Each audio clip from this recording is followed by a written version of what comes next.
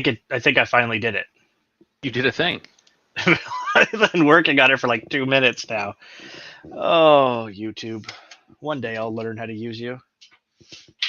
Or they'll just change it again. So. Or we'll switch platforms. Or we'll switch platforms. Maybe we should be Twitchy. I've been twitchy, usually after too much coffee. Yeah. But also we've been, again, streaming on Maker Deck, and maybe I need to try streaming the build on Twitch. I don't know how to make a Twitch channel, so we'll figure that out. Well, the good news is you have one by default. It's true. I do.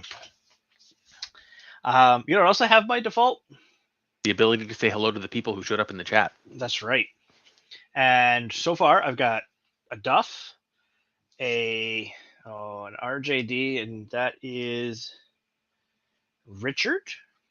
I met him over on the Maker Deck channel. Nice guy. Mark, making friends. Yeah, how it happens. And yeah, I think there's probably more, but that's all I have in the chat, and YouTube is just being YouTube. So hello to everybody who is there. Oh, David Wheeler. Good. Perfect. Hello. The circle's complete. That's all we need. So last night after I left the stream, I did exactly what I said I was going to do. I jumped over onto Maker Deck, and I took and straightened up the rails, finished changing out the roll-in nuts, because that's a good catch yesterday, and got that all squared away. Then I kind of worked on getting the bottom brackets in place. I got the bottom panel in place, and the two DIN rails. So nothing extravagant, nothing worth missing. This afternoon, I took my handy dandy soldering iron with the LDO tip that they provide. This one's actually an older one from another kit, but it just attaches in and then sticks onto your soldering iron and lets you press some heat set inserts. So what I did in an effort to save time is I went ahead and I pressed a bunch of inserts in the parts for the next foreseeable steps. Okay. Which is going to be nice. Oh, and Liz is here now. There you go. Hello, Liz. Liz is our new favorite Canadian, outranking me. Sorry to both of you, but you're not allowed to be my favorite Canadian. Well, you're married to a Canadian. You have no choice. That's how that works. That's true. This is how international law works. You know what else works? The close-up camera. This looming black panel, though, really is looming. Now, I don't know if it's going to catch, it's matte. Like, that's why it just looks dead. It is not a high gloss finish at all, and I love that. As you can see here, the bottom panel is installed with the DIN rails provided. That showed the matte finish pretty well. And what I'm going to do is I'm going to try to keep the panel over here so that you can see my junk, but it doesn't look like a dead box in the middle of the screen. Now, I am... And this is stream 2 for the 2.4 build? Yes, this is from Sparta? number 2 for the LDO 2.4 kit provided by Sparta3D. This is just some of the packaging that LDO puts into it. There's so many good things in this packaging. And did they put a sticker on there for the frame color? Yes, they do. They've put a sticker on the frame color. That's awesome. So that when they sell frames just to vendors, they can see it. We're going to be using this box quite a bit for the first little while, which is the motion box. So part of the kit, everything's divided up into these little boxes. One for motion. You've got a couple for electronics, hardware. Another one we're going to need today is belts, chains, and fans. So I pulled that out earlier today too. I've got a linear rail one in case we get there. And yeah, I think it'll be nice. Well, pitter patter. Get busy. Yeah, because the fun is in the making and hanging out along the way. So I left off around page 26, 27-ish. I finished getting all the alignment installed. I did the bottom panel. So now we're moving into page 31, some heat sets, which I did. And so now I have to go to drive motors.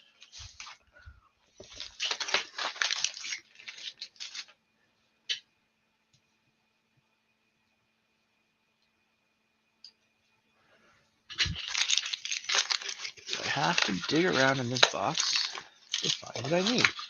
Oh, that's interesting. It's a baggie of set screws with Loctite pre-installed. These little details that they throw into these kits just I like that. I really do. really We're sets going to also it off. need some big old aluminum. Oh, that is nice. Oh, and we found a Sergio. Sergio! Oh, there they are. Shaft, 5 by 60 millimeter. So that's what I need there. Some D shafts, 5 by 60s. Okay. And I need GT2 20T 9 millimeter. What was that prior piece of hardware? Some shafts. Some what? Shafts. What kind? 5 by 60. Okay, I see what you're doing. What? What did I do?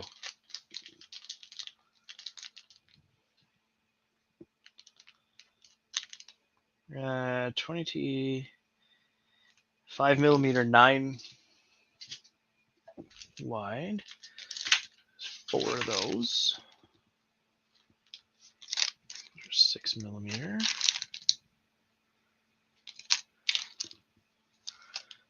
There is a lot of little bits in here. Those are idlers.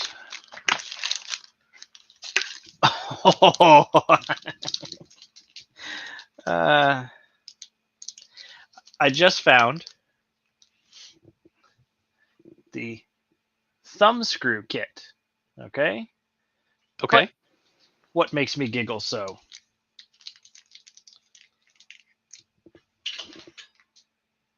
Little Voron logo on it. No. No, LDO logo.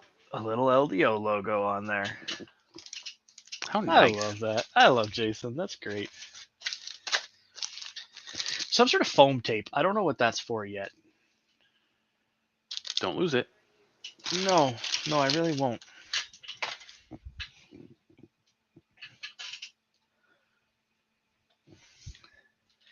So we're going to need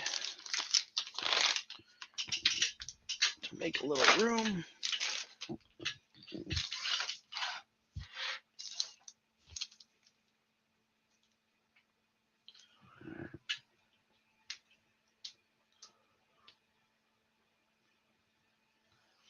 So they're talking about scrub screws, the root of all evil. Okay. You're going to need your calipers too. I've got a hard ruler. Okay.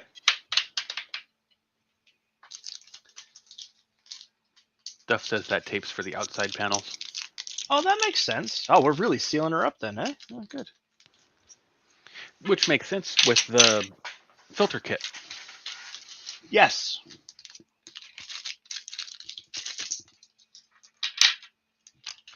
Yes, it really does.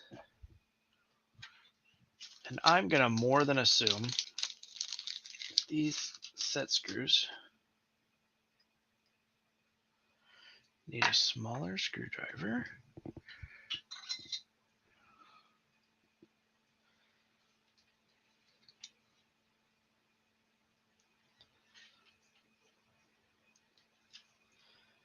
Are for these.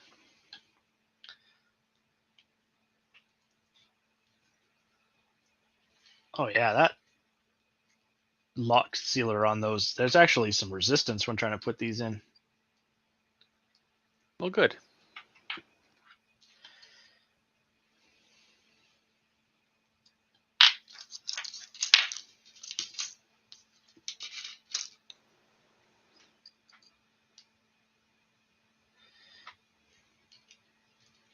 The one thing I really, really do love about this kit is, and this is, I've said this about all the other LDO kits, is you get all the components you need to build the thing, plus a bag of extras. But it's not like there's 17 of these and that's the exact number you need, right? There's a few extra built right into the baggies as you go. That allows for the droppage factor. Or in a situation much like this roll-in nut yesterday that had no thread. Mm-hmm. Stuff happens. It does, in fact, happen. We got people tweeting about our stream now, Jordan. Yes, thank you. Very kind. I appreciate it. Just put that anywhere. Yep.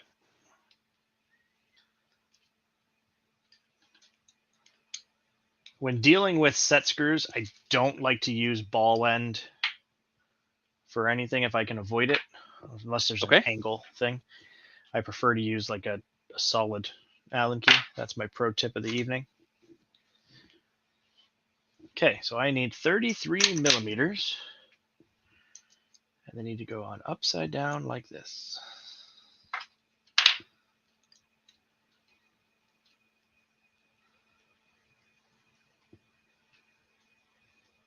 But if that's the way they go in, is it upside down? I don't know. This is going to be far easier.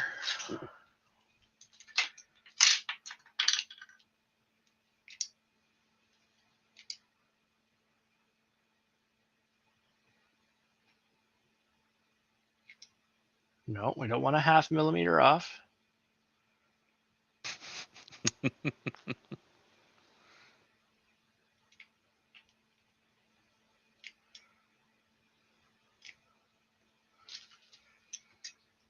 All right. Mike says your accent color should look good. Thank you. I think the pink is going to be delightful. Are you going to sprinkle in a little bit of blue here and there? I might. It could happen. I'd like to sprinkle in my hands working properly tonight. Some of these things, you need an extra hand, don't you?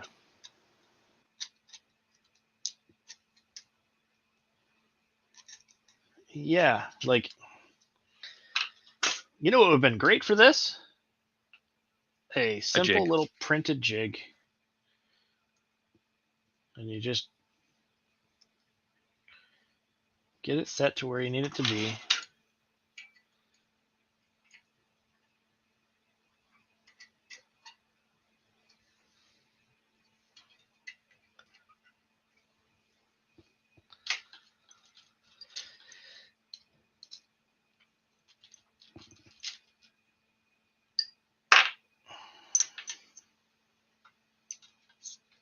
Those look way bigger than what the picture shows.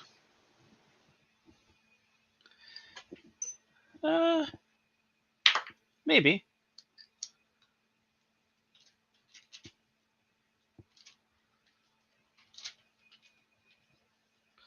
Maybe I'm just used to the smaller belts.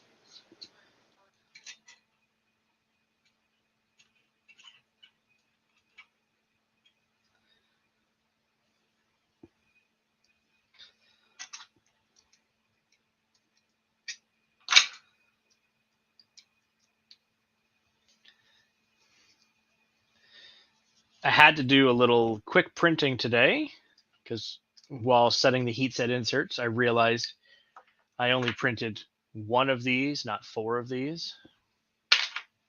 So that got whipped up quick. And then I printed off a couple parts that I missed as part of the stealth burner assembly.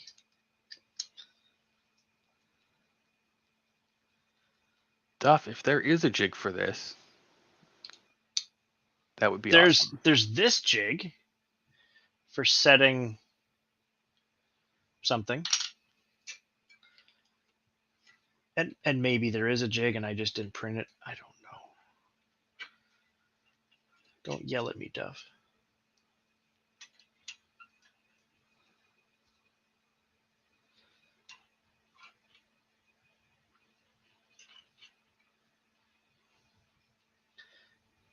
This seems to be working out fairly well.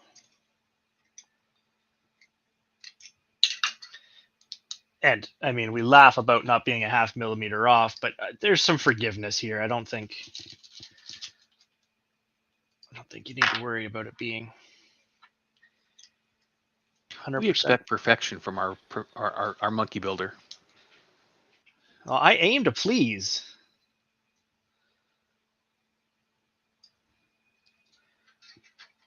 So did you know? Probably not. That Duff also has one of these kits. He self-sourced his first 2.4 primarily from Sparta3D, of course. Nice. And then I think it was like the day they landed, Duff was like, oops, finger slipped. He went ahead and ordered 3, did he? Yeah, one for me, one for you. How very kind.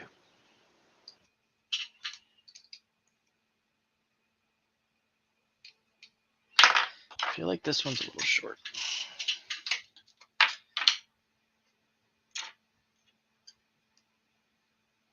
It is a little short.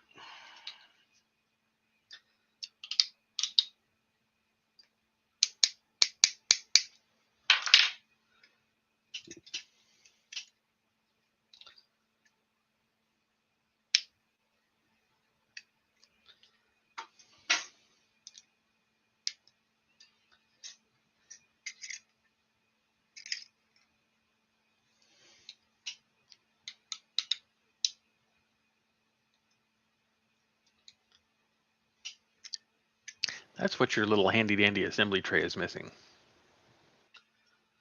Just a small table vise. Yeah, I think I should make Print one. Well, I could also make one out of some aluminum. Yeah, these are all about the same length. Good. See, and I knew this part was going to be some fiddly stuff, and this is where I did not want to be tired last night. So as mentioned previously, everywhere it says a shim for the M5 shims, it needs to be these little brass guys. All right, some bearings. Bearings.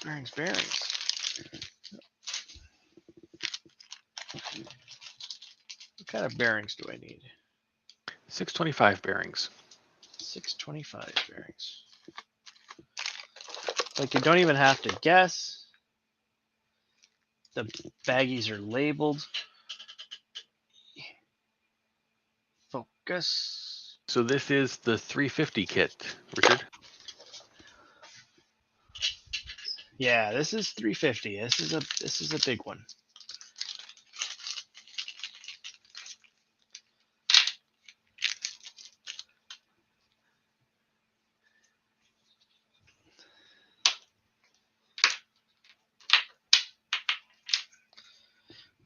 I just envision needing all of these.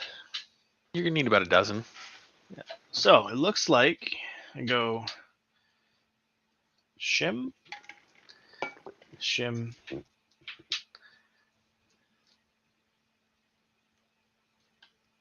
bearing.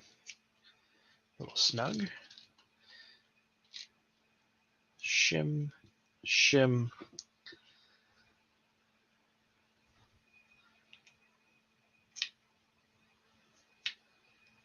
Oh, I gotta put this.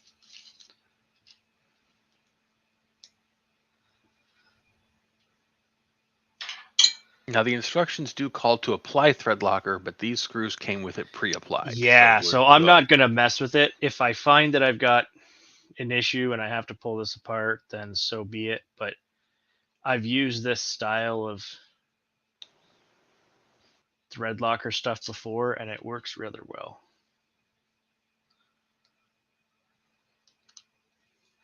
And as we learned with the tool changer build, That's been a minute. you got to be careful with thread locker because it'll just goes. And it interacts with the plastic in interesting ways. Yeah, it does.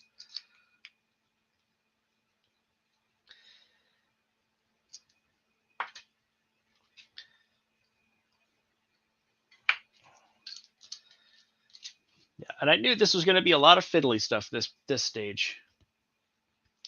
I happened to notice last night while streaming that my friend Krusty was working on his as well. We actually had a moment where it was almost like we were having like a build off, which was fun. And he is currently working on. He was redoing his rails because he didn't like the lube that he used. Oh, choo choo. Sorry about that. Yeah, Loctite sticks. That's another good tip. Now, if you're dealing with larger bolts and stuff as well, they make a Loctite tape, which is really handy. Again, if you're dealing with some larger stuff in some sort of mechanical application.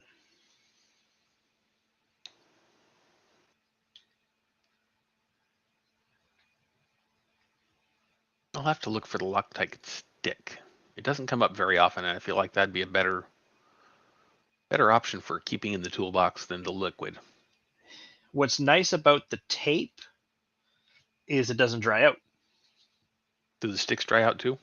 I think they might, but it's more of a paste type. Like it's thicker. Okay. It's kind of like unless you're using it a lot of times, like super glue. Buy a small thing of super glue. Just, unless you're using it all the time, buy a small one.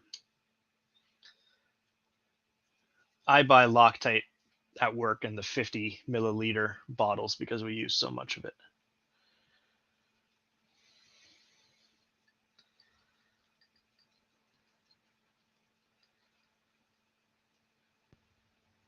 And by we, I mean me. Because go figure, fixing machinery that vibrates a lot, you need to make sure that everything's secure. It is helpful. These little set screws go really deep in. Mm-hmm. When you're installing them, just be careful you don't double them up by accident. I almost did. I was working on a piece of equipment at the office the other day, and that's what they had done to prevent people from adjusting the tension on something. Just to put two set screws in there, so when you think you're loosening it, you're really... Set it with one, put another one behind it so people don't futz with it. I like it. Okay, so this goes with the...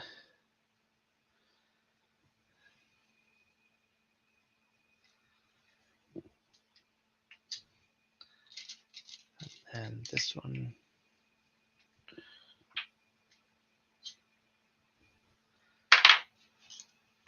Another one of those. And another one of those. All right, 4 more times. Yes, sir, Drill Sergeant, sir.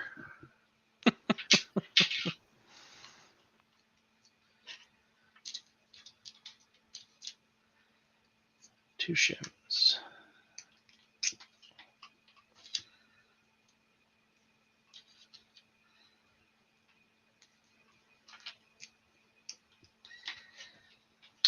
Oh, that's devious. Yeah, I like it. I think that's Jordan. Don't do yes. that. How many What did bearings did you just put on that? Oh God.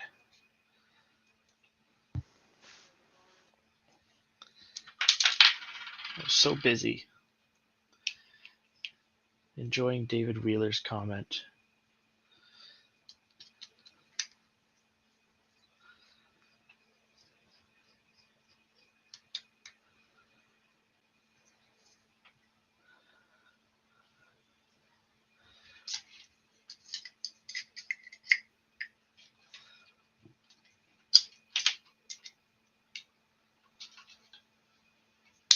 And that's why we follow along with the instructions. Yeah. The one thing that is nice, I mean, it is that it's a lot of the same. For this step, for example, it's the same thing over and over again. Mm-hmm.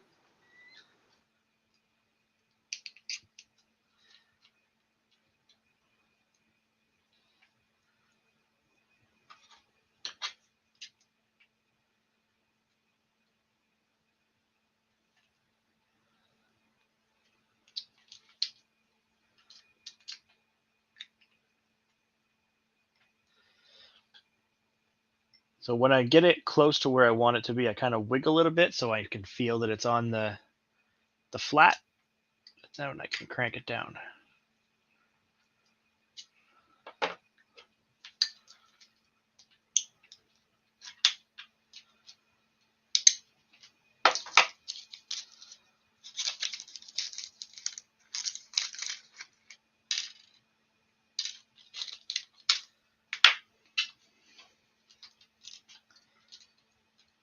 Two of these.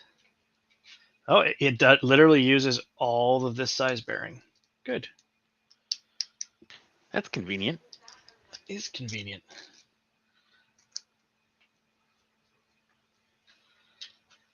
That one bearing was a little stiff to get on. Thankfully, it doesn't matter because the inside is supposed to be grabby to the shaft.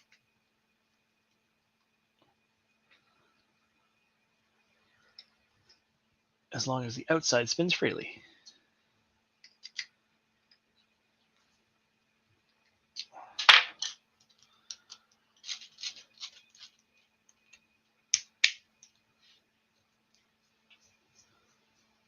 I like it. Great. I like it. Now I need some rubber bands. I saw a similar geared setup like this on a miniature CNC machine that we use in the office. It's an interesting. It's this mechanical advantage, torque, and all that jazz.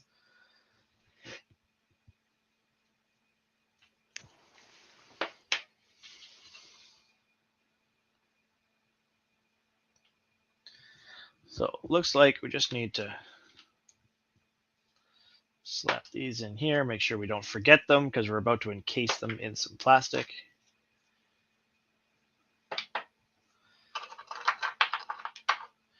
Which I conveniently pull out of the oven, ready to go. Fresh from the oven. So it looks like these go here. And it says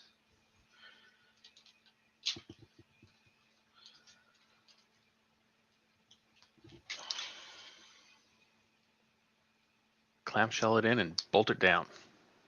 yep.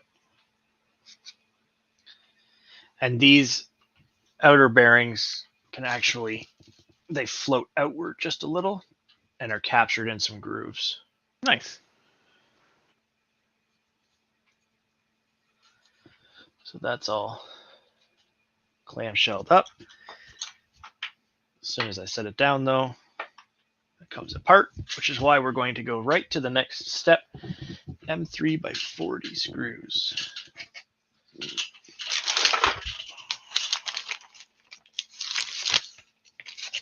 Remember how I said I was going to organize these screws a little bit? Oh, you didn't do your homework. Nope.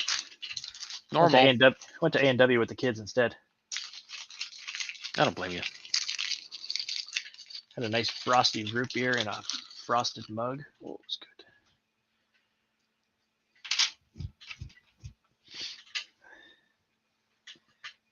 A&W root beer is delicious. Mm-hmm. Is that middle bearing encapsulated as well?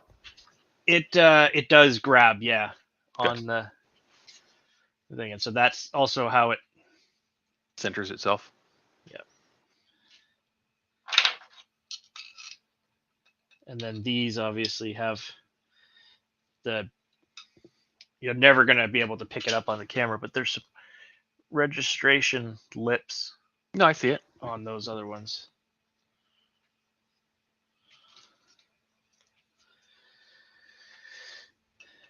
Oh, it looks like we had some latecomers. Delightful. Couple. Thanks for coming out, guys. James, Jerry. James and Jerry. Drop and drop. Just put it anywhere.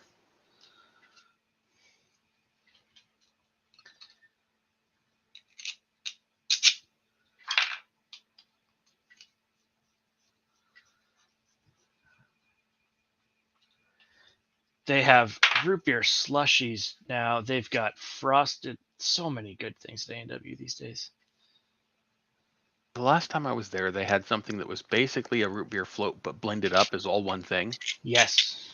It was delicious. I forget what they call it, but it was yummy. Like a root beer version of a Jamocha shake. Yes.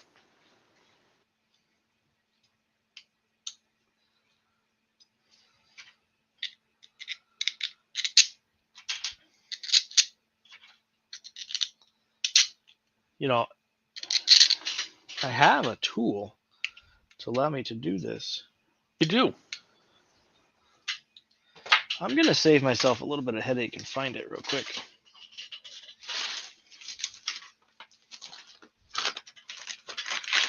Power tools. It could really save effort here. I'm surprised nobody's thought of that yet.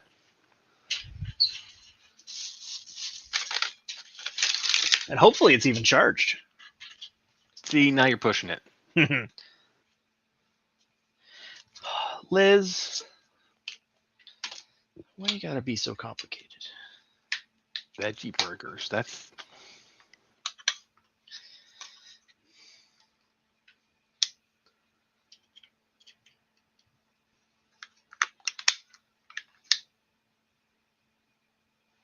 $2.5.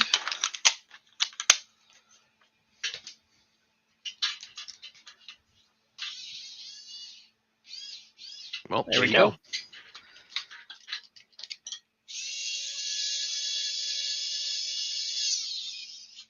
One of these are great because, as we've said before, it just helps you. They can't over torque. Mm-hmm. There's not enough power in this little battery motor. Especially when but it's good. You get most of the work done, and then you can do the rest by hand. The calibrated torque unit that is finger tight. See, and I like to go by the German torque spec. Gudentight. Gudentight.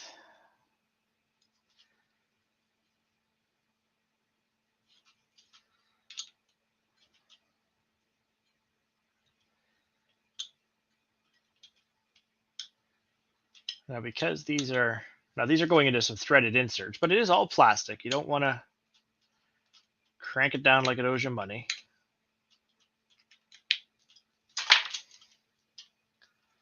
One. Nice. Delightful.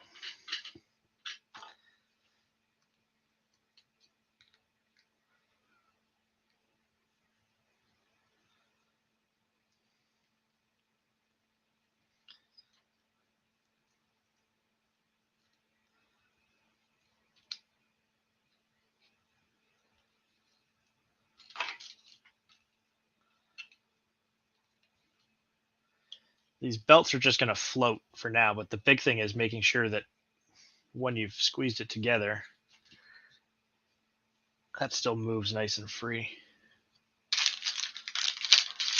And that you don't have the belt caught anywhere. Yeah, and the belt isn't pinching on anything. That could make for a bad day. Well, because also these little modules become the feet. Oh, is that what they are? They become the feeties, yes.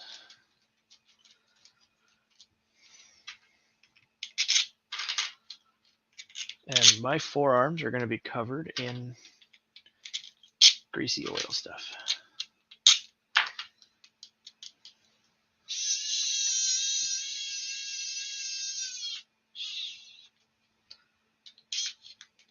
We'll just go with it. You can skip your moisturizing routine tonight.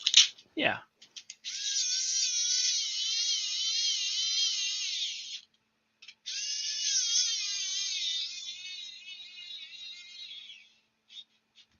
Seems to be dying. It does seem to be dying a bit.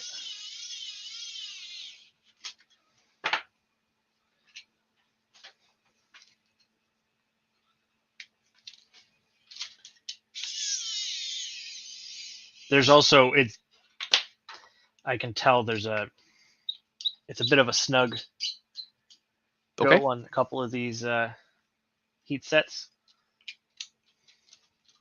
They may not have ended up aligned just perfectly.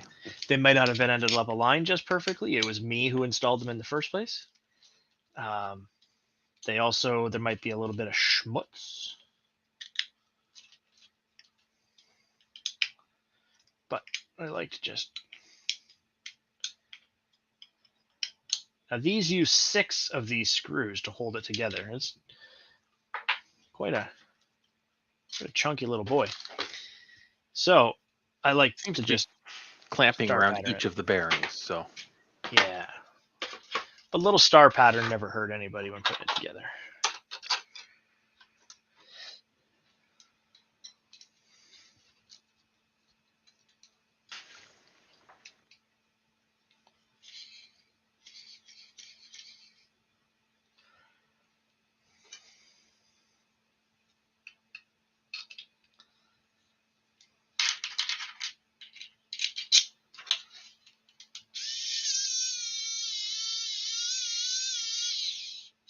So I'll just set the 1. Make sure everything moves free.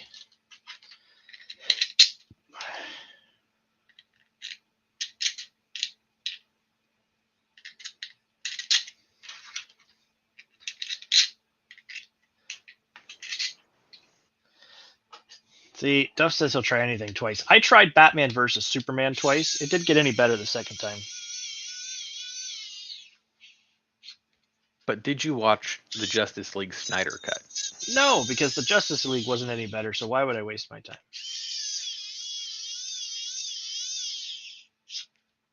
The DCEU is just the most disjointed group of things they've ever come up with. It is a bit much. And then they canceled the Batgirl show or movie. And I betcha, in about 2 months, they're going to come out and say, hey, we listened to fans' reactions and we've decided to release the movie. Just to try to hype it up, to try to get something. I didn't even realize there was a movie. It's all filmed. $90 million spent. Duff doesn't like Grey Goose. That'll distract the conversation. Well, he is Canadian from out west. Geese are vicious. Maybe it's a personal thing.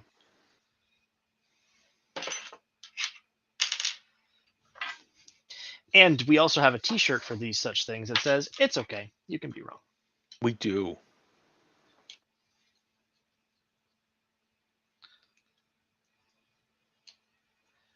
Oh, these are just...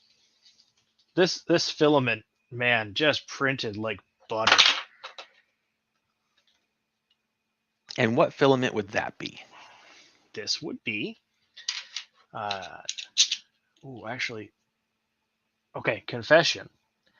I don't remember if one of these is ASA or ABS.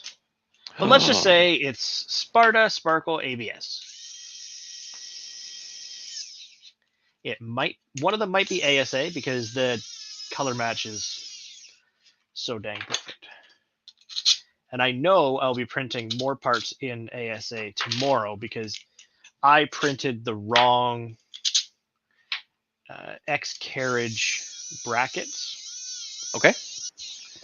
For the hot end assembly. So what mounts to the linear rail, which then you build the whole extruder, hot end, everything off of. I printed the wrong ones. Well, that's unfortunate. It happens. But we have more materials and printers, so we print things. That's right. And those 100% will be ASA because I ran out of the other stuff.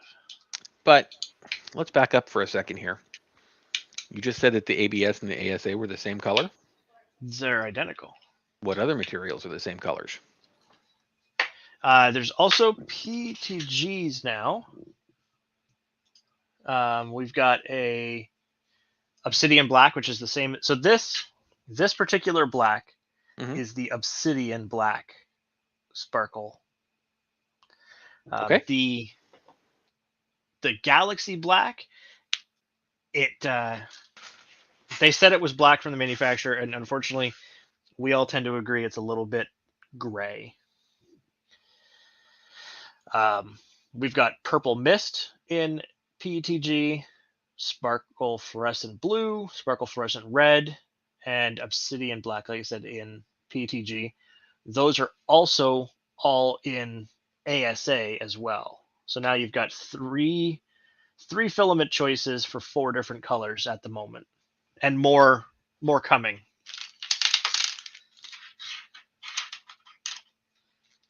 More coming.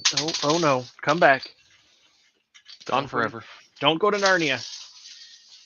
Oh no, now I've really done it. What have I done? Got stuck in my robot foot.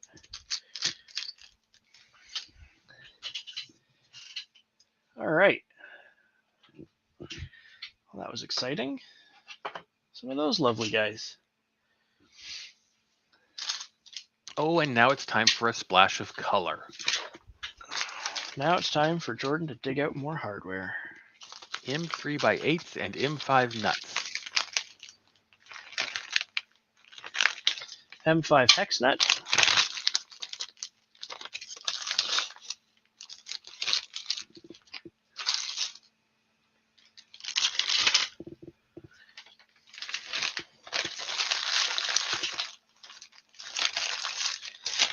Some of these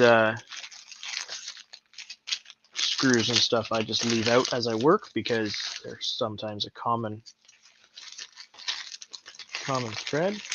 Duff would like to know how the heat set tool was.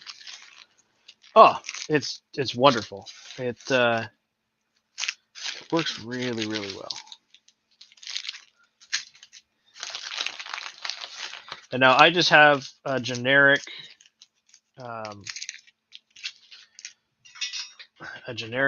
ceramic core soldering iron. I set it to like 250, I think.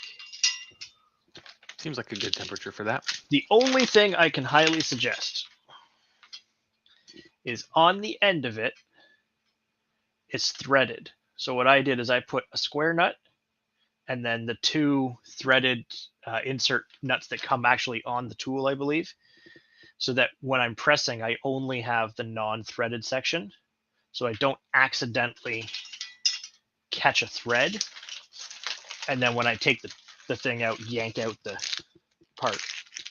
Which is why the threads are there, so that if you needed to, you could yank out the part. Yes, so if you're going to be doing removal services, you want to be able to yank them out. If you got the feel for it down, having a thread or so exposed could allow the insert to not fall off the tool, but you'd have to unthread to get it out, to get the tool out of the insert you were leaving behind. Yeah.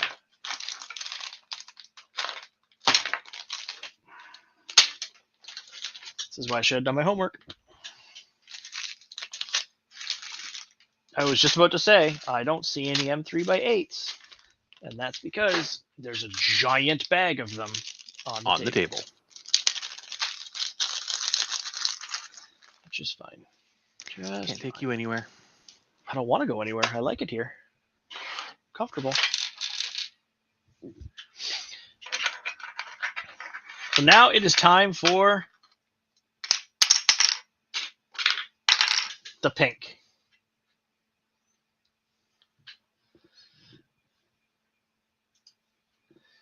All right, so take an M5 nut. Looks like there's 2 different orientations as well. They are multiple orientations, yeah. And then you put this, all of these need to be.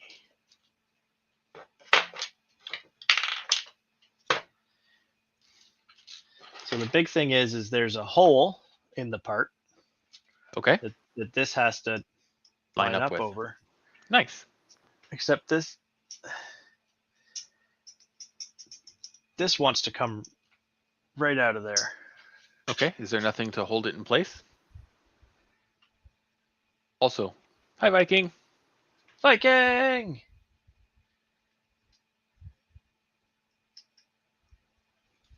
All right. There is. And we're going to kind of...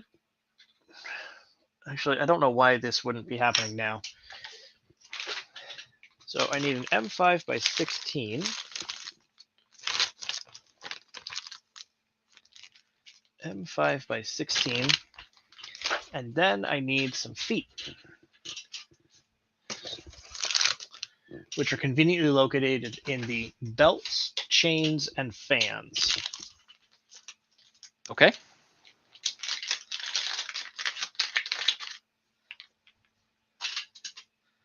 Does the part that you're putting it on not hold that nut in place?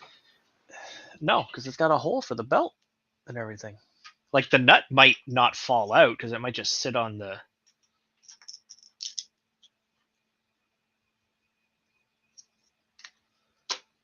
But there's like a hole even. I guess it does. Yeah, it is captured. It's just a pain in the butt. I don't want to lose screws, so I'm just going to do this real quick because it does not hurt anything.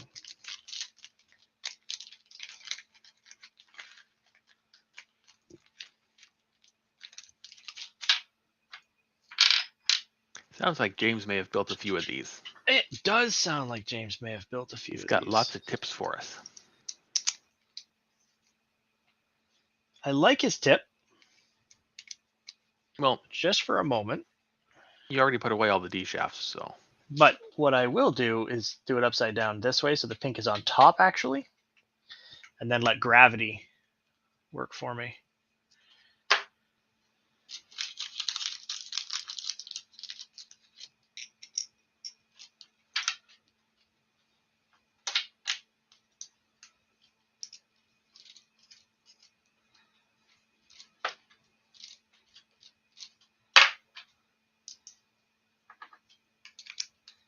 And if you get good at it, apparently you can do it quickly. I think the pink is going to look so cool on this.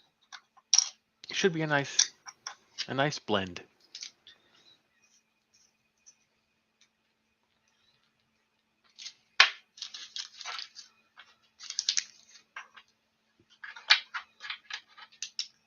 Are those a really hard rubber foot?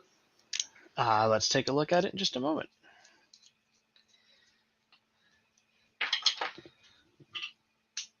Yep, that's very hard. Okay. It sounded like it when it was hitting the desk. That is a hard rubber foot. I like it. Now, I'm not going to crank these down just yet. I've literally just got them, snug. Sure, they're feet. I don't think they need to be cranked down. I would like to crank them down just a little bit, but I don't want to crank them down and deform the part before I've mounted it. Sure.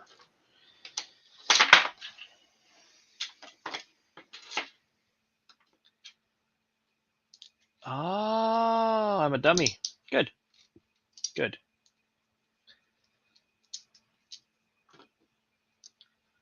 It's fine. How's that screw hole working out for you? You mean the one that's blocked by the foot? That's the one I mean. Yeah, it's great. Thanks for asking. You're welcome.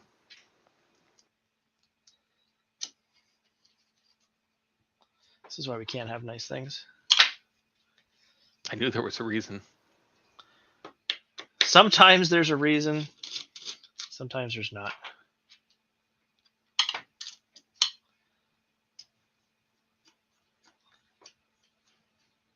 I do wish that the hole was just modeled a little bit tighter.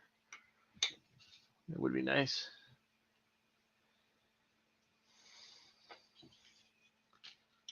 The part does hold the screw from falling out, but it is tricky to get it set down on the base. Mm-hmm. And I'm just going to put these back on now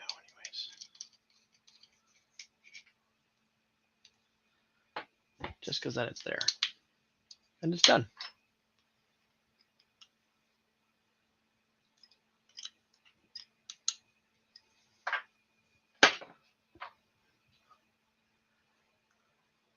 One little pink foot. Interesting. Oh, there's a whole thing with this. It's crazy. Well, I'm learning.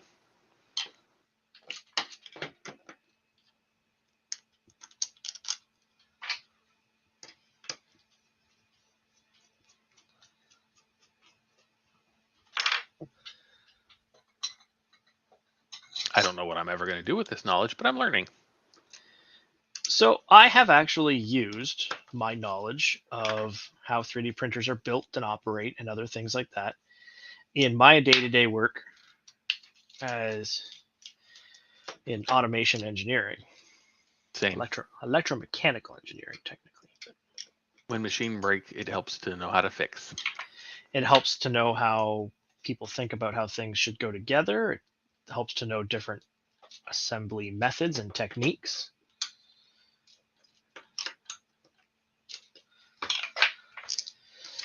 We've spent many years in our misspent youth taking things apart to learn these skills. That's right. Every once in a while, we'd even put them back together. And sometimes properly. Well, let's not get carried away. I remember so many VCRs from the dumpster of the townhouse I was living in.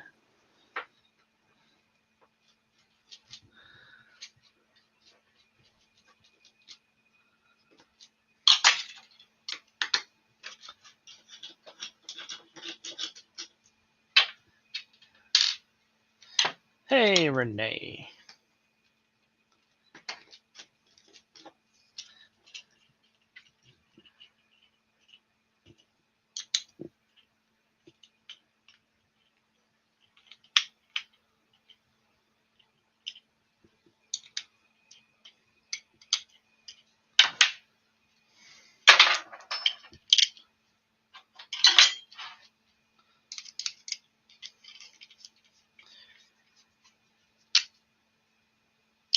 You know what one of the downsides of these feet are?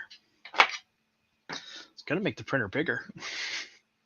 It is going to make the printer bigger, but not for a while yet because you still got it on its side.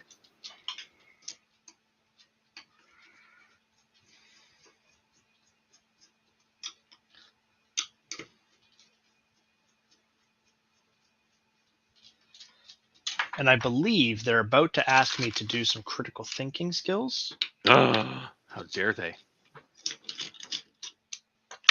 But I could be mistaken.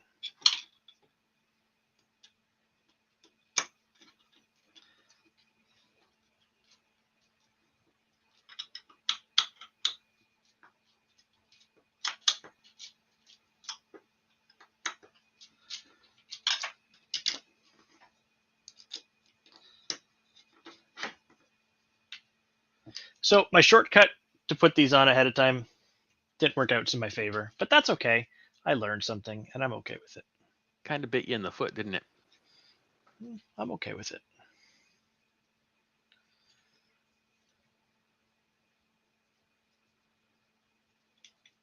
And I'm just checking to make sure these are free and clear.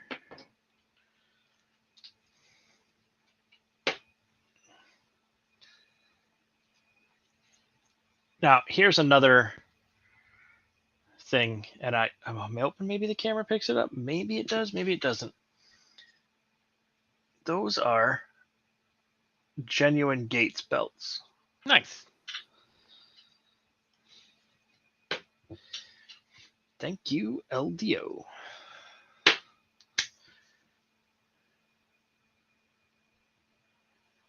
Oh, Time it's asking for some steppers. motors. Really? I thought that would have put these on first and then dealt with the motors, but it's all one step. It's an assembly. Yeah, no, these go on, the motors go on separate to the other. Oh, I see. Yeah. You'll have to excuse me a moment. I have to find my motors.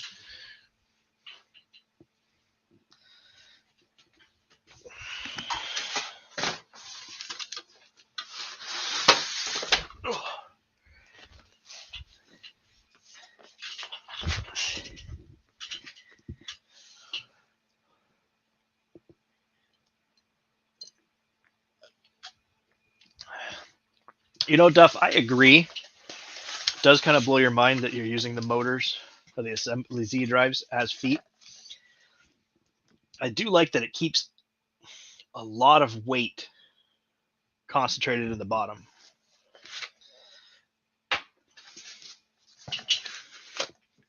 Makes sense to my mind. Total sense. They have a tension lever? Duff is ruining the surprise for me.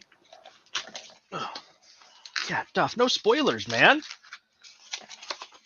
What do you think this is? A DC movie?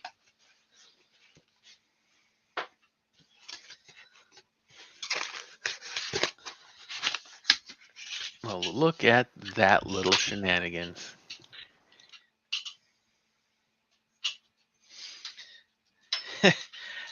So, James makes a comment here of, I love building things, but I just can't figure out how people can design things like these printers. I wouldn't have a clue where to start.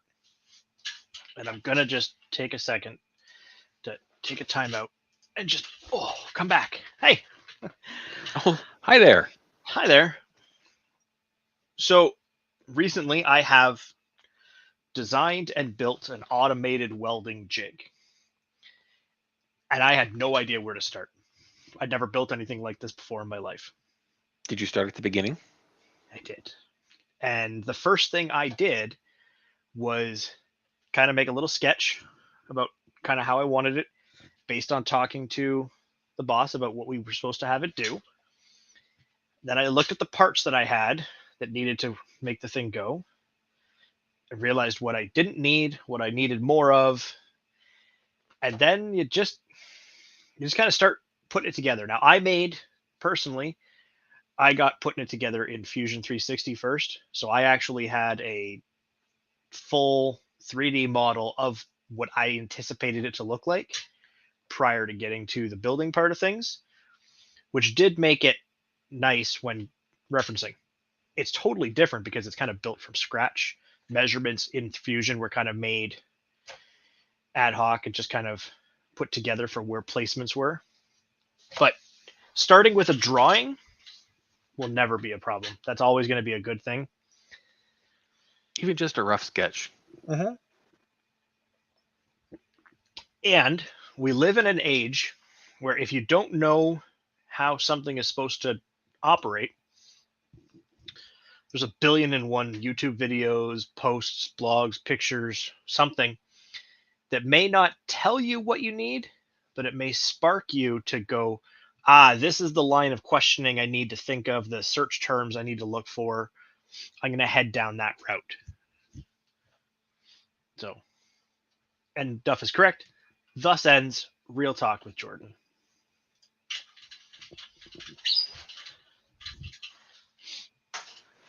Where did my Manuel go? Manuel? Manuel.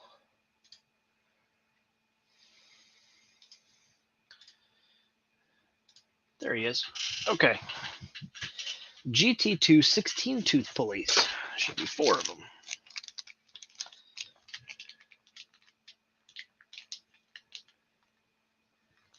All right. GT2 16-tooth pulleys. idler. Oh, it deflanged. Wow, that's fancy. More idlers. Okay. What's those?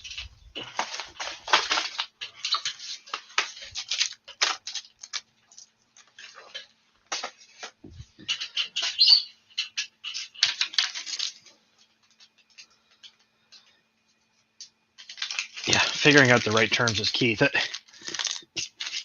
How many times have we been looking for something before and we just didn't have the right search terminology?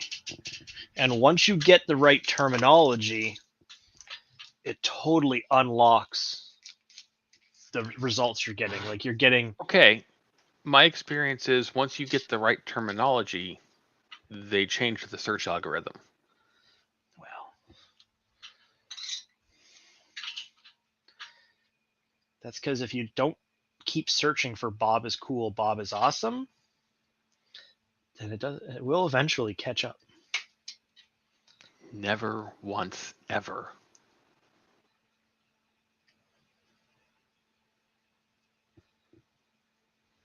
Don't let failure demotivate you. Oof, huge.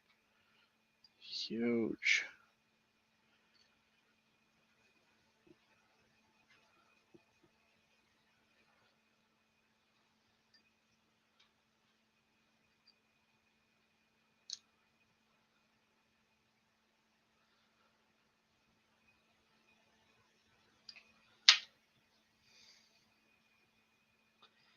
The other thing too is if you can find a similar type machine that you can gain inspiration from. So when building a 3D printer, it helps to own multiple or have looked at the CAD files for multiple different machines. And I'm not saying steal parts, but inspired by.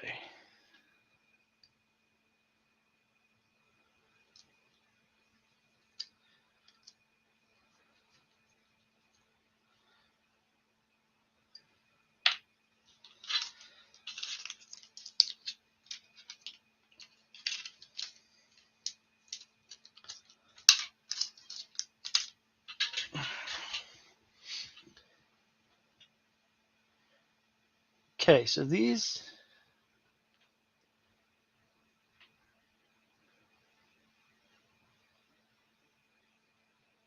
apply thread locker, pulley position. You've got that little printed jig that goes with this step. Yeah, I'm just reading what it says in this little block here. Depending on your motors, you may find that the pulley sits better in the opposite orientation. It doesn't matter which way you put it on the shaft. Just make sure that the gears are in the right spot. Right. It doesn't matter if you put it fat side up, fat side down. Yep. As long as the teeth are in the right spot to engage the belt. Which is this little guy right here.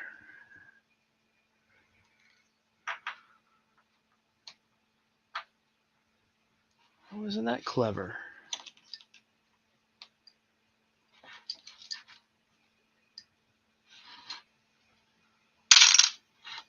Okay, fall off. It's fine.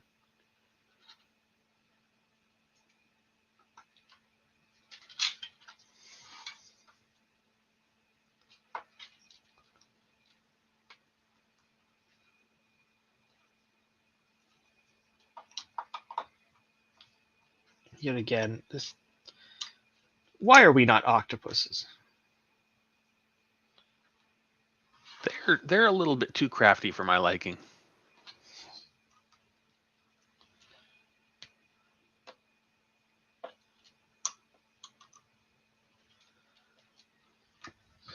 Okay, I do have a slight problem with this little jig.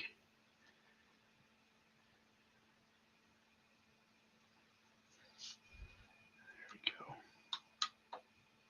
Just make sure you don't get it backwards and put the wrong side down. Yeah, I've got the B pointed down and the little loop to my The thumb only way it here. works with the notch on the side. So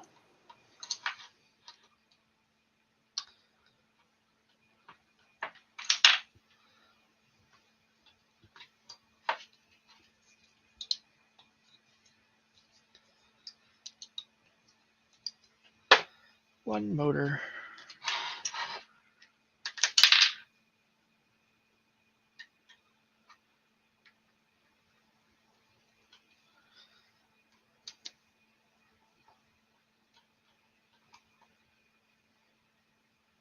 And also make sure that when you're putting it in, you don't have yeah, this cocked a little or anything. and they It do needs give to you stay. measurements if you want to make sure that everything is right. Yeah.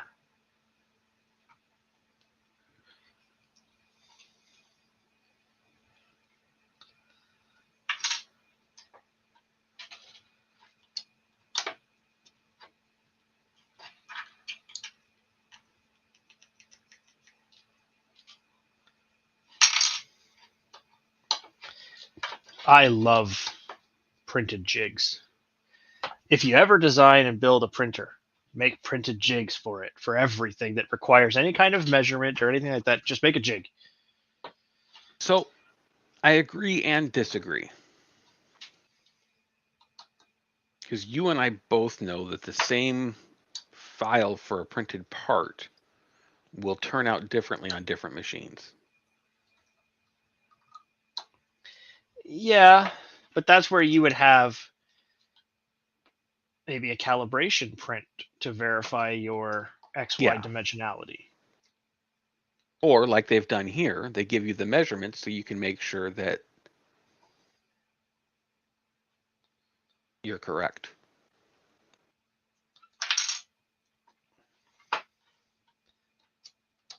Well, you know what? I'm going to make sure.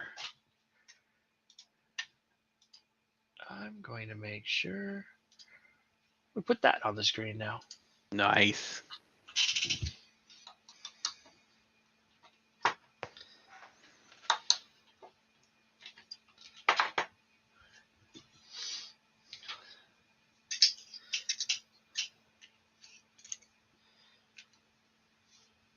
So we can double check. We're looking for 10.7. Okay, I have a problem with that. They want you to measure from the flat part of the motor to the underside of the pulley. Whereas if you measured from the bump on the motor, you can actually catch the pulley. You know what I'm saying? Because right now I'm just eyeballing it in free air. Yep. And it actually looks like it goes to the top of the pulley ring. So use your depth gauge on the other end of the caliper with the offset tong. No. Because that diameter and that diameter are identical, so I'm on an angle. Whatever. Okay.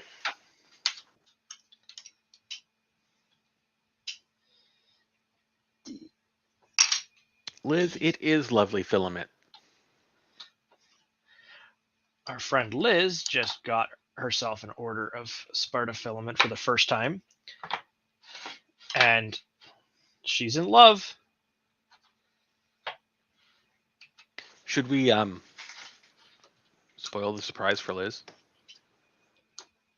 What surprise? Well, she's got something that they call luminous, and it just looks gray. She got the blue luminous. But I think you need to show her. Well, let's just show her.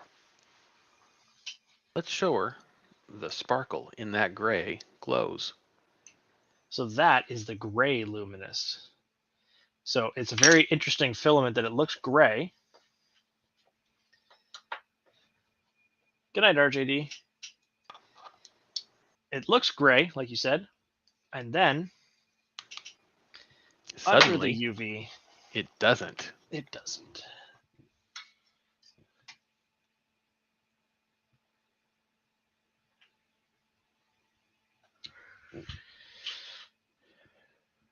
Now I need these parts, which are right in front of me. And more of these screws, which are also right in front of me.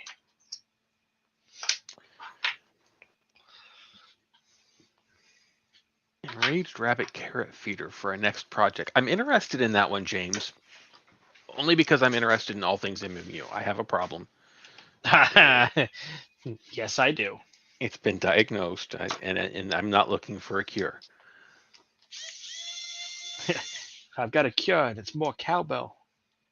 It's more filament. But I am interested in this enraged carrot feeder also because, as pointed out last night, the palette might not be compatible. We'll just say not clipper friendly. Clipper.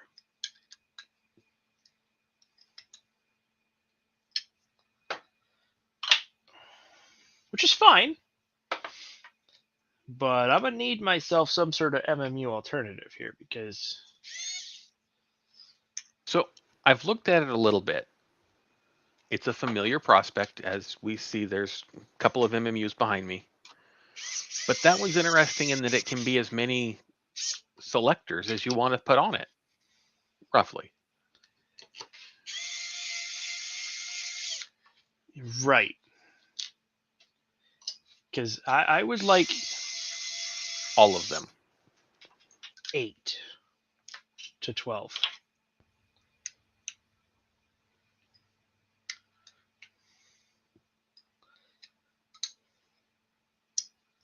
Now, does this enraged carrot feeder have little bunny poops or something instead of a purge block?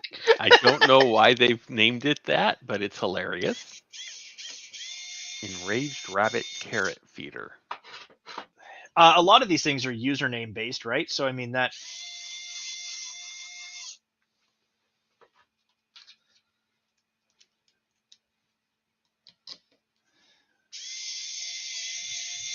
I tell you what, when my... Are you paying attention to the orientation of that plug? I'm putting it to the raised... I know, it's all black on black. I'm sorry, guys. I'm putting the plug to the raised part is what it looks like on the pictures here. It is. However, the other one that you just did doesn't have it that way. No, the one before that. Wow. They both don't have it like that. What am I doing? Okay, well.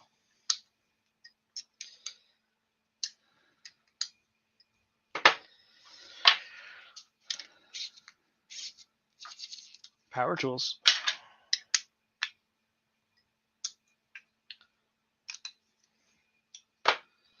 It's a play on words with RCF. I don't know what RCF is either. Is RCF one of the original Voron creators or something? Or maybe the creator of this Voron MMU. It could be. Yeah, like I said, a lot of it could be play on usernames.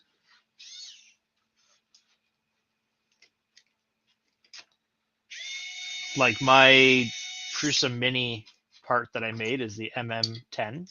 Mm-hmm. Which apparently is getting rave reviews on MakerDeck.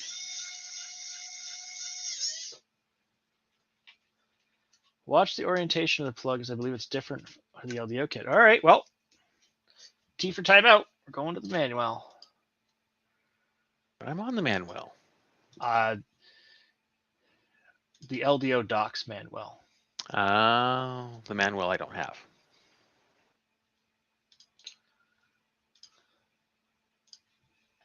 How dare you, sir? Russian cat food is the OG Voron guy. Okay.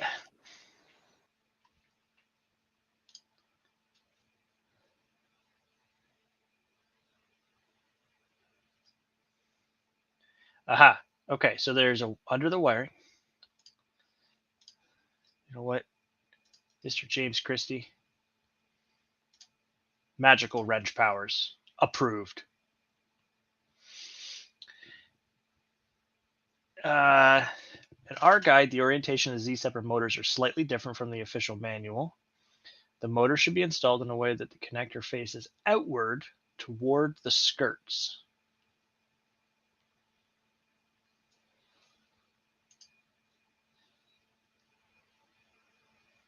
Okay, but which way is that? Opposite to the raised post. So 180 from what they're suggesting in the Voron guide. Yes, it looks like that is the case. 180. Okay.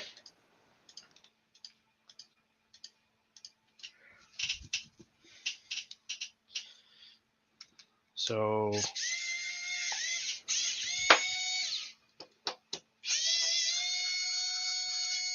now that I had you redo those parts, let's redo it again. I only got redoing one and then fixing the other one.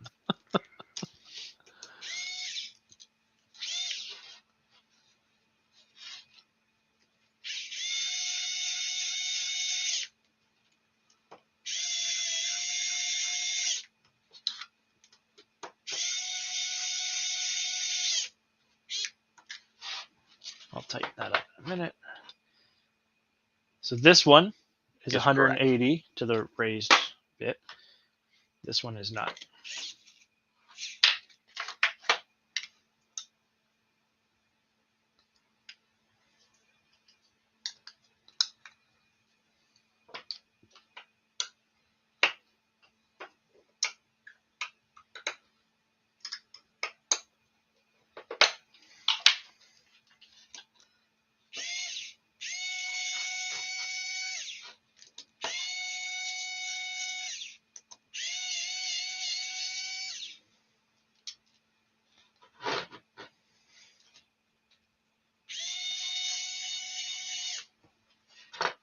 Yeah, don't let all that power go to your head. There's really nothing to do here.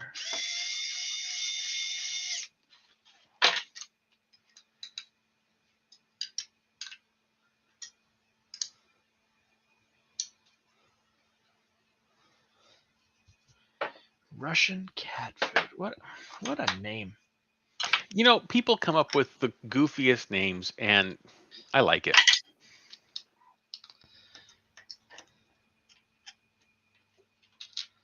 I've had Mad Monkey as a username for so long, I don't even remember how anymore.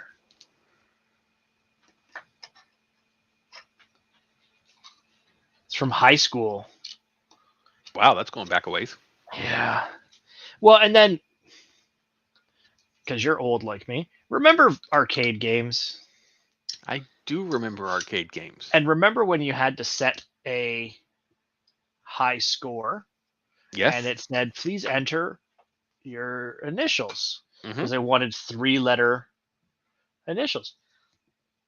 And so I was using MAD.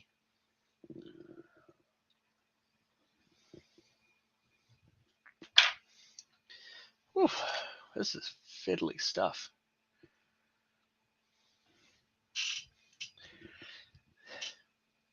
All right. So I think now you're going to want to flip that.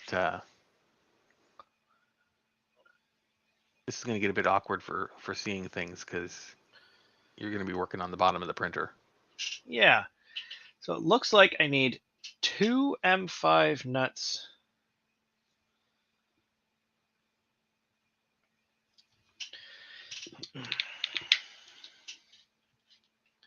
I'm just... no more shortcuts, Bob. I didn't say nothing. Oh. Gather around, kids. It's history with Duff. With Duff Man.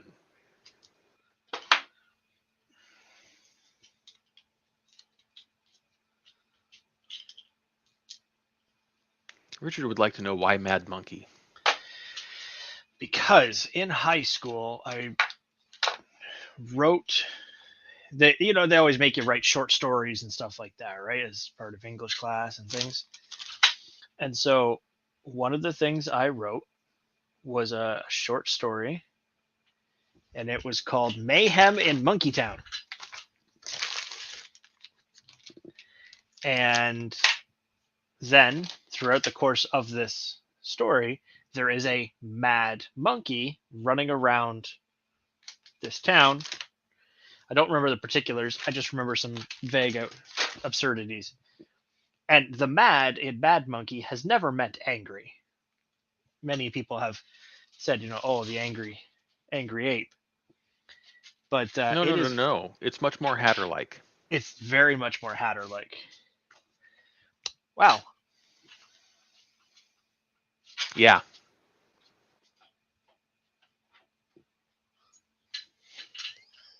This is terrible. This might not work very well for you either, because you're going to have to slide in some... I got to push in some roll nuts. Yeah. You might need the bottom up. Then I got to stand? Right? Ugh, I don't approve of such shenaniganry. I didn't write the book. I'm just reading it. Okay, the only thing I have to recall here, which is so this is the back of the printer.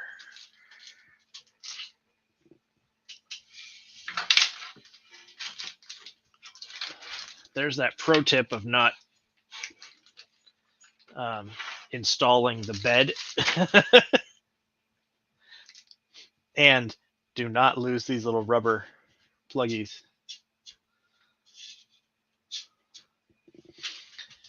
I'm going to just change the camera angle here because, quite frankly, the viewing audience will appreciate it.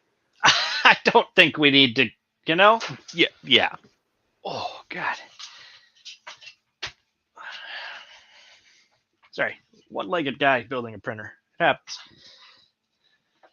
One-legged guy standing building a printer. After not having stood for a while.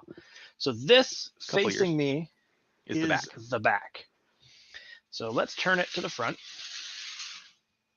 so that Bob is in the back. Normal. And so this has to go like that. Yeah.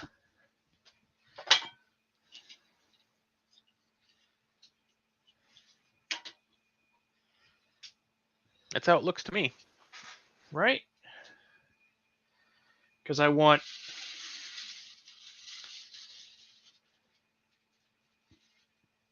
curvy bits. Oh, look at that sparkle.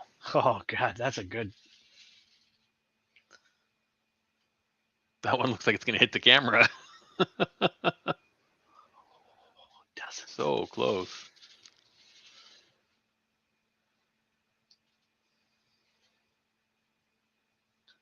Oh, there you go. There's the money shot. Get your screenshots in, boys. Here, hang on.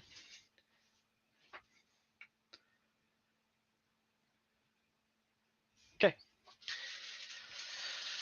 And girls. I mean, Liz is somewhere around here. She's probably managing Maker Deck things at the same time.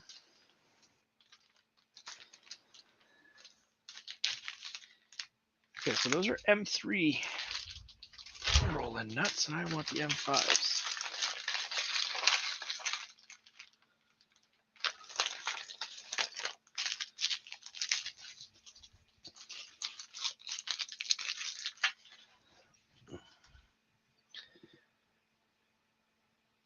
Four of them, 2 and 2. Got it.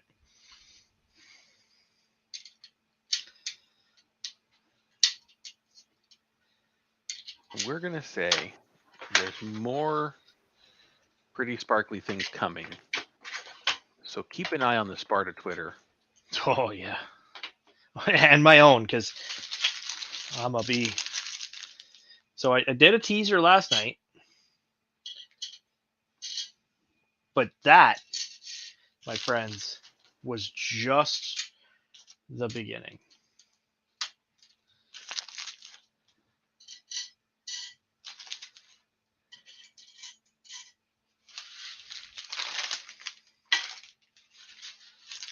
You know what? While they're on Twitter, follow LDO Jason. show Jason some love. Tell him you love me building printers. Or don't tell them you love me building printers. Tell them you hate me building printers. I don't know. Do your own thing. Be your own humans. This is not a cult. Although, wouldn't it be weird, though? I don't... It's a heebie-jeebie moment there.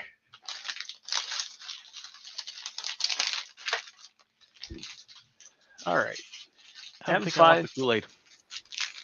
You know what? Actually, I could go for some Kool-Aid right now. Kind of thirsty.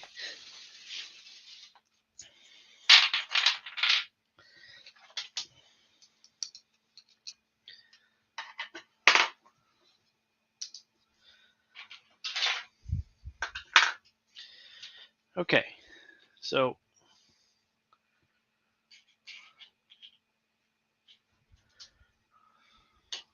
this goes on the corner.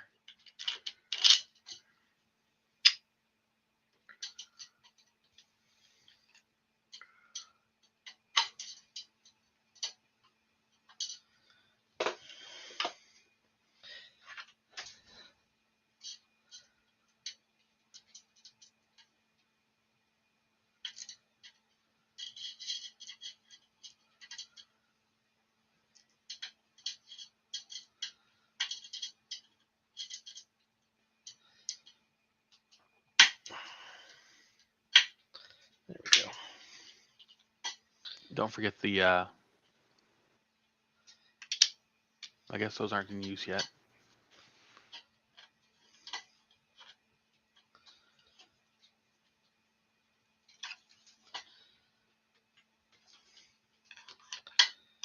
These are tricky to get lined up because they don't like to slide very much.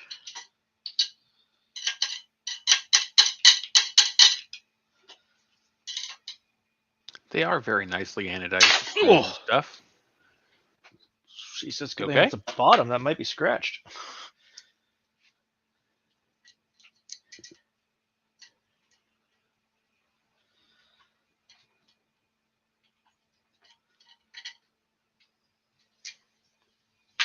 Yeah, it's just this... They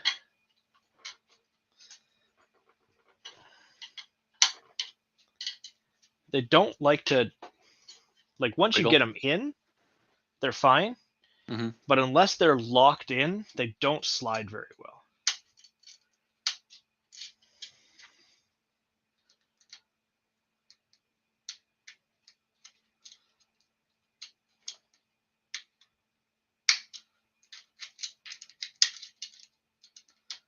And it looks like they have a tendency to want to pop out.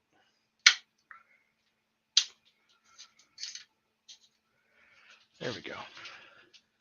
I'm just going to run around and pop these in now that I got the feel for it.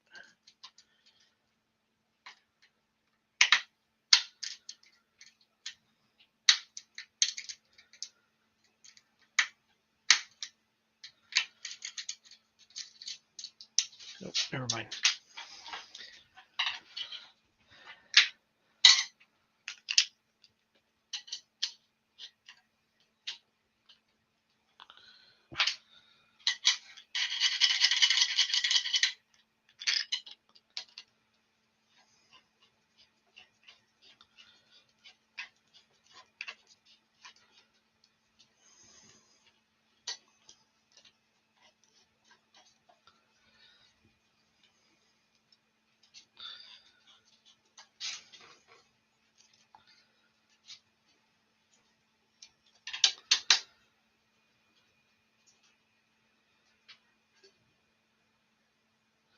T-nuts are tricky to source for the LDO frames if you don't get the kit.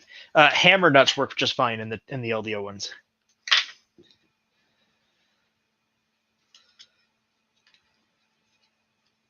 Good to know. Do I want to just do both steps here? Yeah. I'm going to do both steps all in one go here.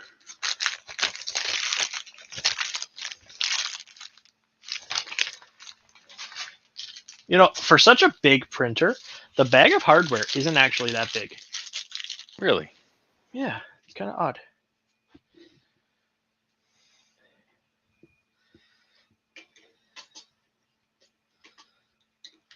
Okay, so this is suggesting I do it this way.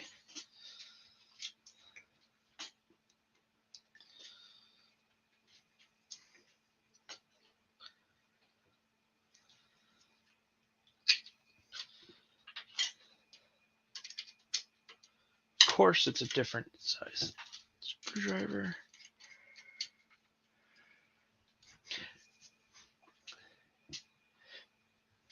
So I don't know if I ever told you, but on this table thing that I'm building on, I literally just drilled a series of holes for these to stick in. Yeah. It says don't tighten. The green is a nice color, Liz. I'm snugging.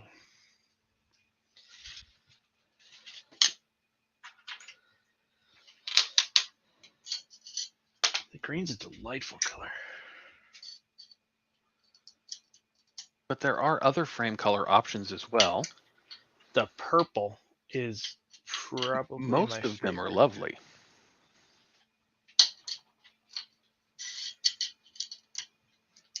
The same guy who does those did the red and blue frames behind me, and they're fantastic. Mm-hmm. I guess guy's the wrong word. Company. Organization. Peoples.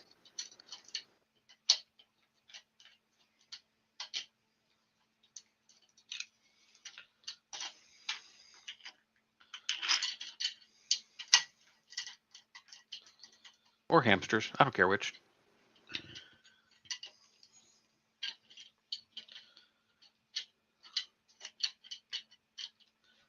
Space gray, it does look really good. The space gray is crazy good.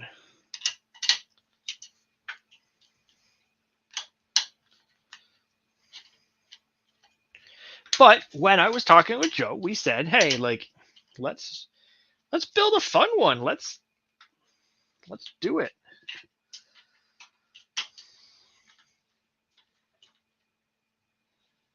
And I have the orange frame and I have the purple frame and I've got an old edition blue bear. So yeah. What size do these printers come in? These?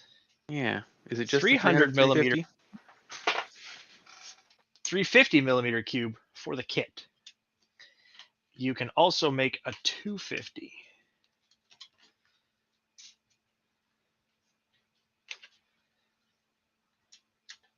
But that's a self-source. Well, I'm going to take a look at these kits and just see what's on the website. 350 and 300.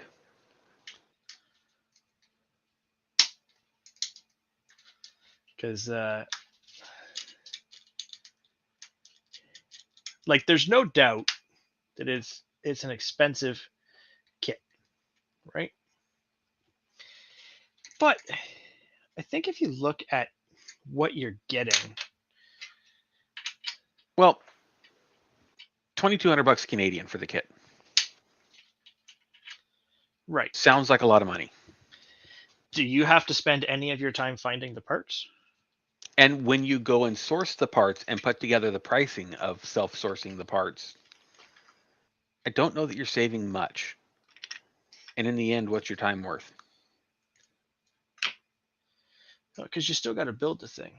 Plus, knowing that all of these parts are coming from a quality supplier. And that they're using brand name quality components. Now, we know LDO for motors, right? That's LDO, that's their jam, right? Motors. And extrusions. They've been doing both for a very long time. Yeah.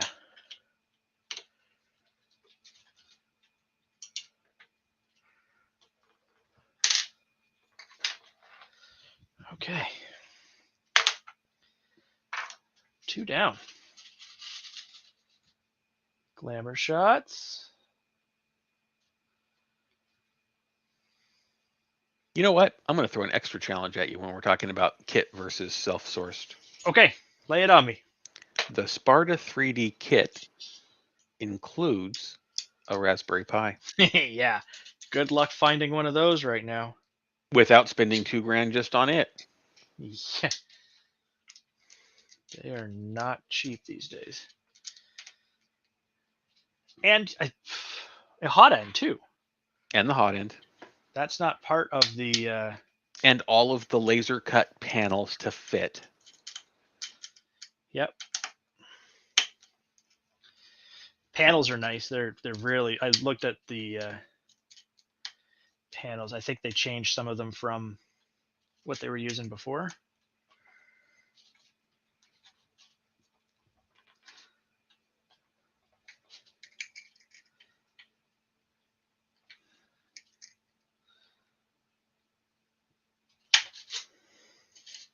And the filter. It doesn't come with the carbon though, so you'd have Comes to with, add. sure. But coming with the parts for the optional filter, because it is an option.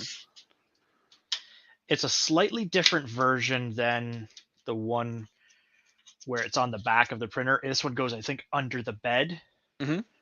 But I mean, I bought this bag of carbon pellets. Oh, geez, where's the camera? There it is. I bought this bag of carbon pellets. It's 400 grams of carbon pellets. I think it was like, well, it's on the Sparta website. You could probably find it. $20 maybe?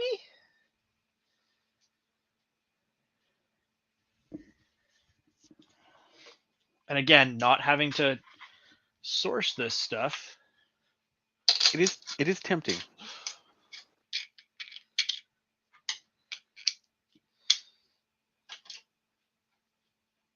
Every time we sit here and build one of these things, Jordan, you tempt me into a little bit closer and closer. One day I will get you on Team Voron.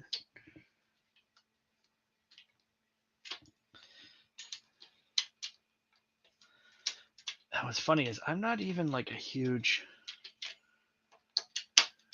Voron fan or anything, right? Like I don't dislike them. I'd call you a fan, but not a super fan.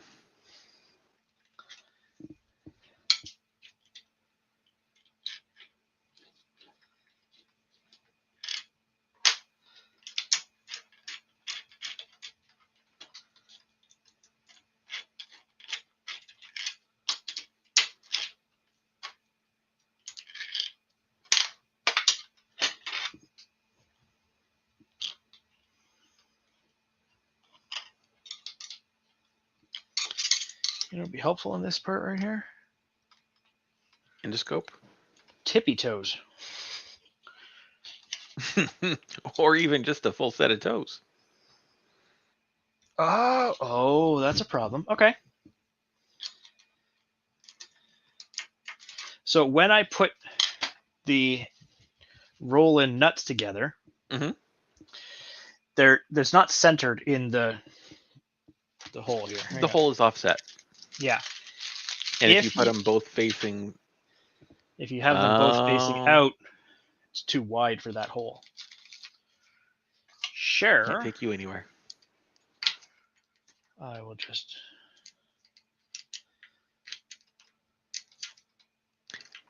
And to be fair to the Voron guys, I've been critical of their owner's manual in the past. They do show you an orientation of those. Did they really? Oh yeah, butt to butt.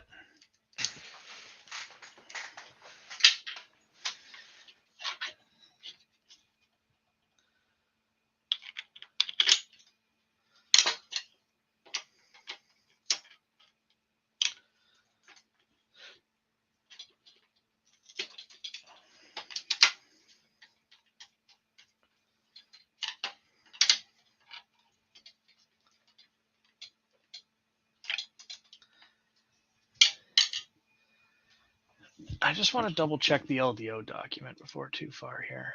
Uh-oh. Okay, it does say, yeah, they're pointed towards the skirts. Okay, good. Good. Is there an orientation for these ones? Guess it doesn't really matter. Good. Yeah, aim them the same direction.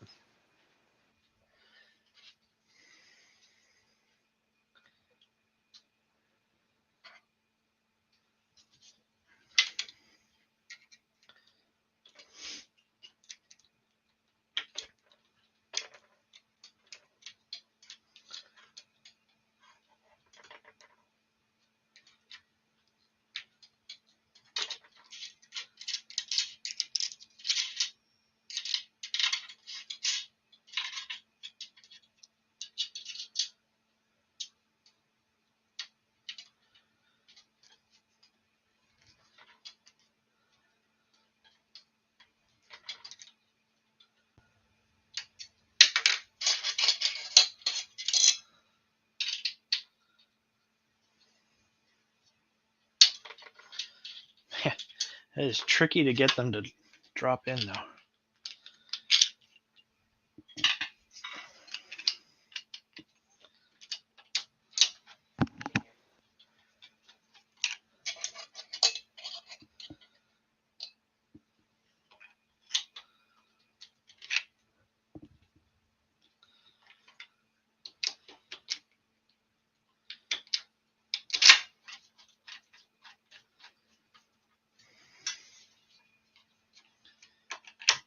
All right. Oh.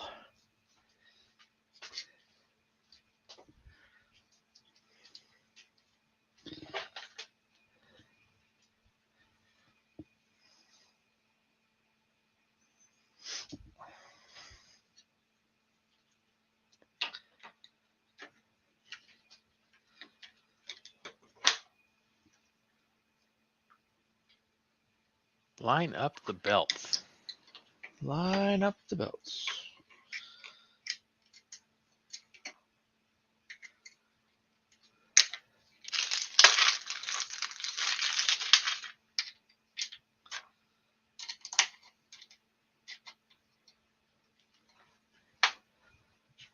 M5 by 10s. Yeah.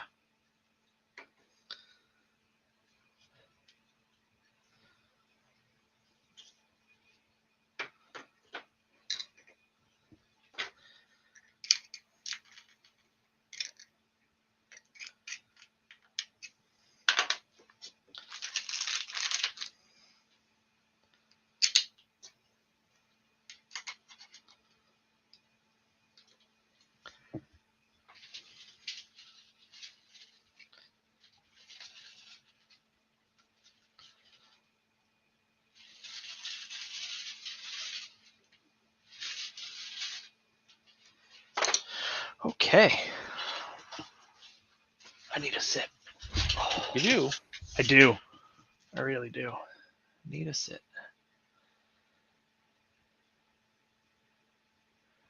Okay, so it's M5 by 10s as well, but I need some levers. And I have this gut thing in me that's telling me the levers should be the blue part. You think? Should we mix it up or should we keep them? Well, if you're going to mix it up at all.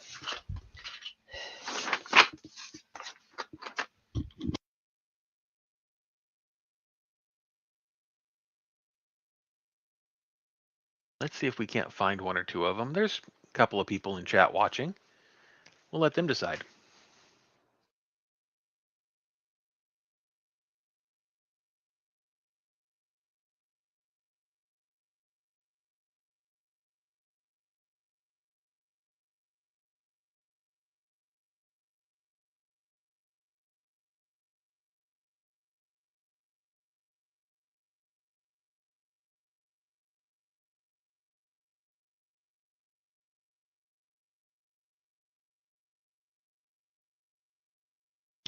Yeah, it's just going to take me a minute to dig out the Absolutely. pieces from the box of doom. The box of doom. Liz, we're going to be looking at colors.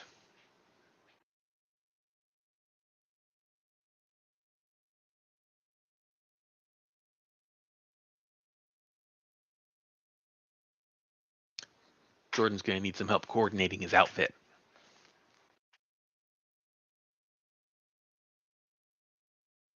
I use that line all the time, Duff. Any color you want, as long as it's black. Right. Okay, so let's do this. Let's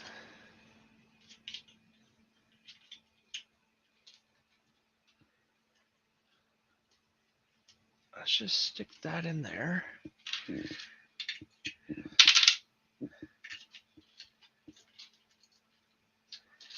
that one in there.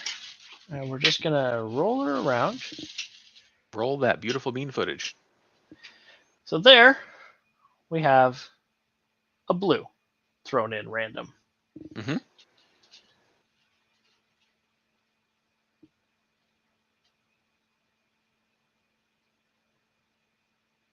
I'm feeling the pink. We're definitely going to have pink, but do we want to throw in a little bit of blue every once in a while? That's the question. Yeah. Do we want to pick on somebody and make them decide? Now, the other thing is, it will have the black skirts. Right. Oh,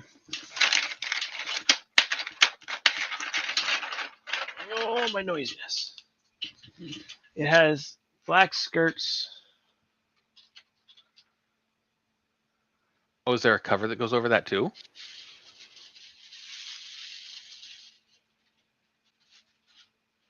So we have that. Okay. Okay, hang on.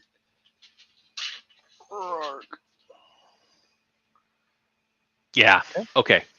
Even if you don't use blue anywhere else on the printer, I think just that little touch sells.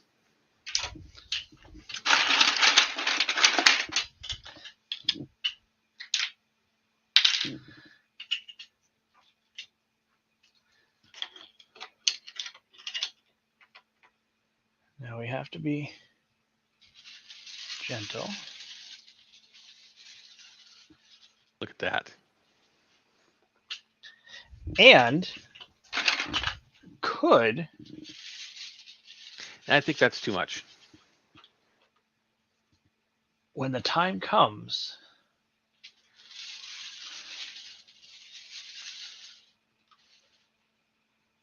yeah, see, I think that's too much. I think that's too much. I think, you know what? I think that the gays have it. Just that little accent. Little bit. I'll find that other piece. The later. accent of the accent color. Well, as we know, historically, when building these Vorons, I am not afraid to mix it up a little.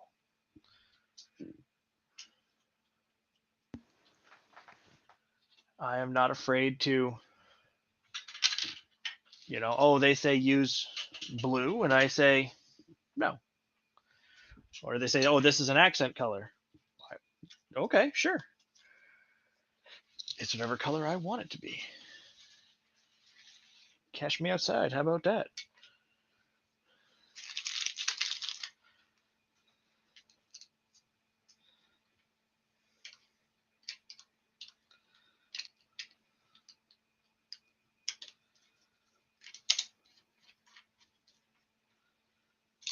Okay, so it still says don't tighten. I don't know what that was, but it's gone forever. Gone forever.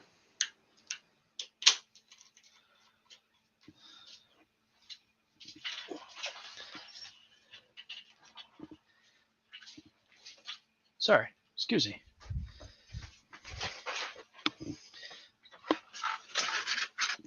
See, Dave's on board with me. Now I feel like I've accomplished something.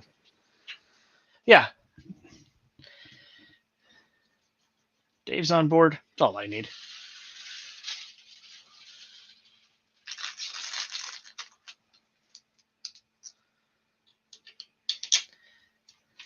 And short of a couple pieces, I have pink and blue accents printed because I changed my mind after printing them. Because the accent color was going to be the blue, sky blue. So short of the angry eyebrow idlers, these are the only pieces that I only have pink ones in.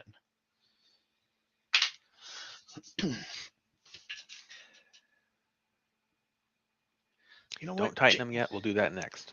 Well, what I got to do now is I got to close the idler. And then tighten it. Then tighten it.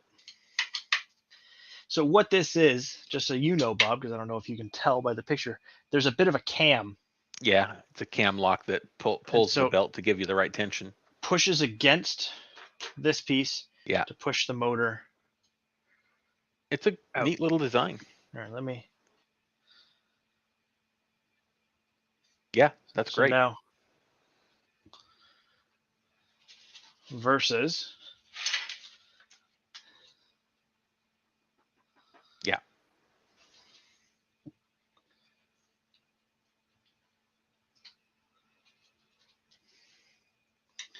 And then once you lock it, that's it. Because with these preset length belts, you really, like, there's no tensioning them after the fact, really.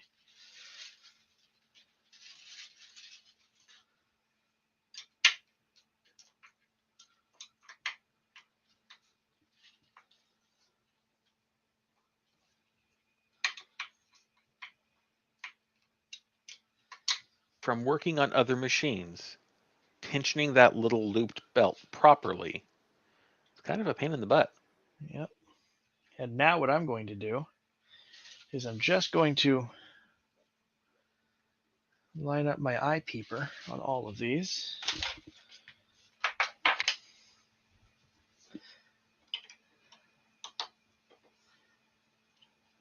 And just make sure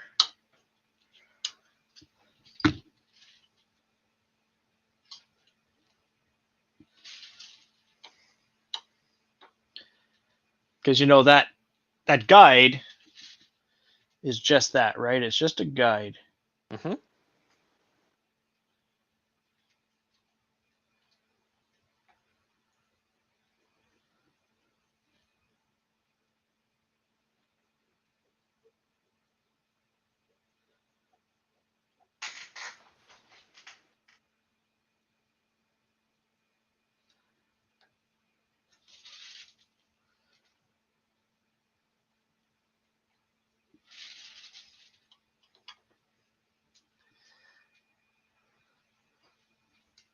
Tensions the belt just right.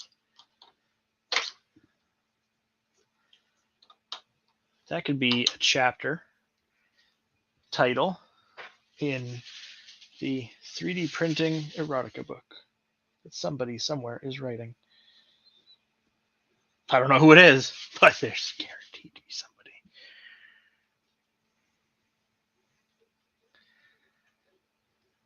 I like it. Very nice. You know what you get to do now? Fuck it.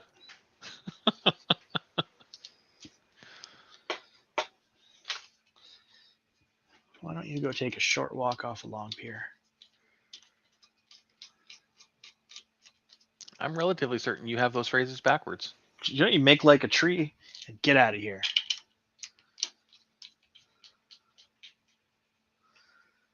Okay.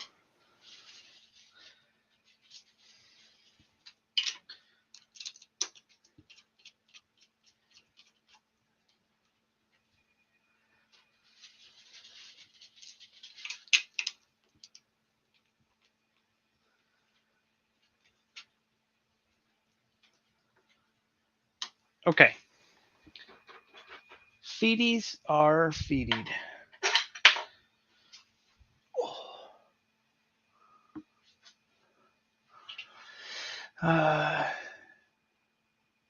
Check to see that the belt tensioner did not cause the Z drive to move / shift. Okay. Huh. No, everything's still flush with the corners. Turntables, man. I'm never building a printer without one. It Never. is a good idea. Never not going to enjoy doing this. So that's the end of that step. The blue, it's just nice. Repeat the instructions for the opposing drive. Repeat the instructions for the mirror drives. Yeah, good enough. Did it. All right.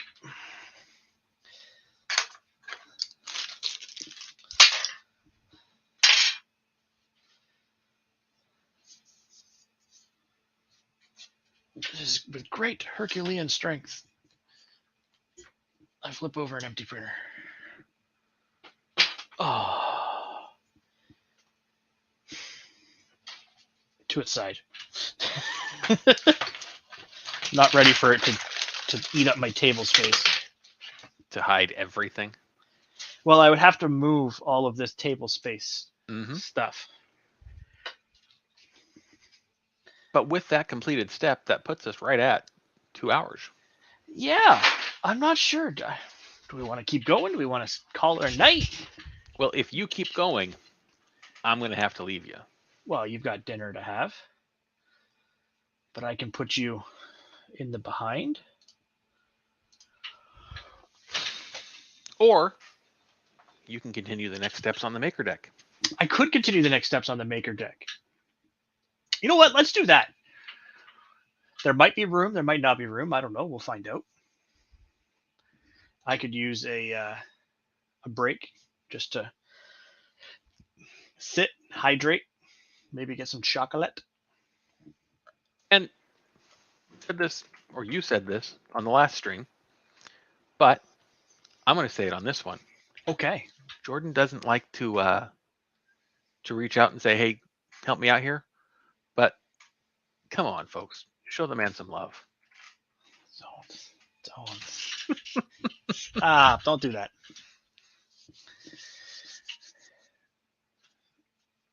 I also have some alcohol to clean off.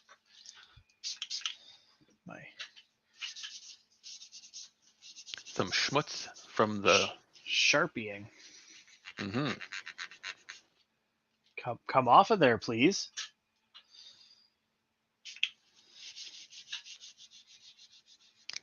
Hit it with the Sharpie again, and then immediately follow it up with the alcohol. Nah, she's gone now. Oh, good. The direct spray did it. The paper towels, rather absorbent. Yep.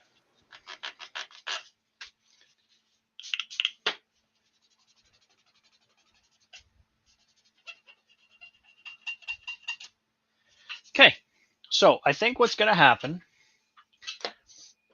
is the following. The angry eyebrows and the angry eyebrows are definitely just going to happen on Maker Deck. Maybe not, because I don't know how much longer I want to stream, so I may or may not do it on Maker Deck. Mm-hmm. We'll see. And then we've got some gantry drives to build. So that might be a good place to pick it back up. Because then that's building the whole inner gantry thing. For such a big printer, we are powering through the parts. Yeah. There's the hardware bag is getting smaller and smaller. It is nearly a 300-page manual. And we just finished 40? Yeah. Like looking ahead, I'm seeing like up to like page almost 85, 50. 90. It's all XY gantry pieces. Yeah, you are skipping a little bit because of the bed. Oh, God, yeah. The bed is going to be like the last mechanical thing to go in before I wire it. Mm-hmm.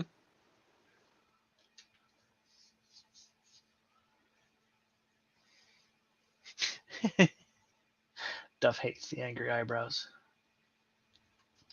For anyone who doesn't know what I'm talking about, the idler is all black, but it is, in fact, angry eyebrows.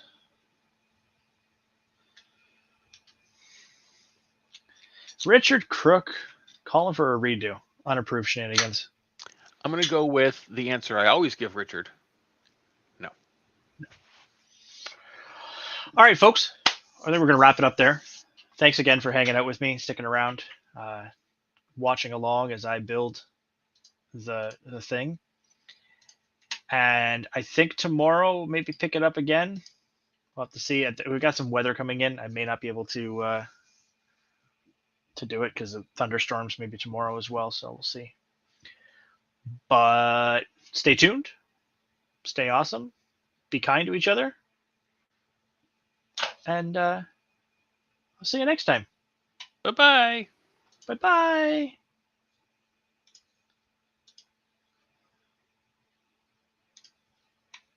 Oh, what am I doing? I have no idea. Is that it?